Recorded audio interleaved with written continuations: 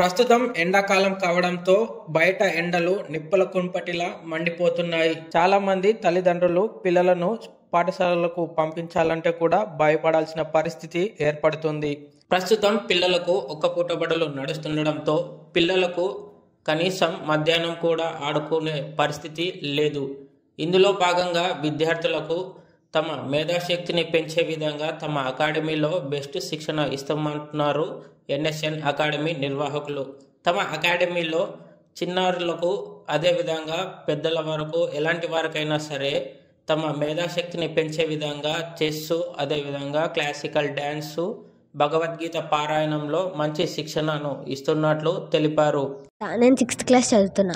నేను సమ్మర్ క్యాంప్లో time waste చేయకుండా NSN అకాడమీలో భగవద్గీత నేర్చుకుంటున్నా.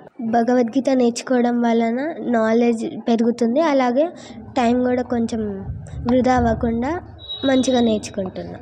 భగవద్గీత పారాయణం చేయడం వల్ల కఠినమైనటువంటి శ్లోకాలు కూడా అవలోకగా నేర్చుకొని చదివేయొచ్చంటున్నారు. అంతేకాకుండా ఎలాంటి పరిస్థితుల్లోనైనా మనోధైర్యాన్ని కోల్పోకుండా మంచిగా ఉపయోగపడుతుందని తెలుపుతున్నారు.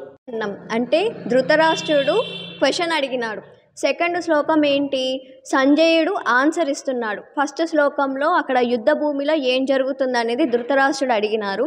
సంజయుడు ఇక్కడ పాండవులు ఇలా ఒక సైన్యాన్ని తయారు చేసుకున్నారు, వాళ్ళు ఎలా ఉన్నారు అనే దానికి ఆయన థర్డ్ శ్లోకంలో కూడా ఇంకా ఆన్సర్ ఇస్తున్నారు. అలా ఇప్పుడు మనం చదివేబోయే శ్లోకాలన్నీ సంజయుడు చెప్పిన ఆన్సర్సే.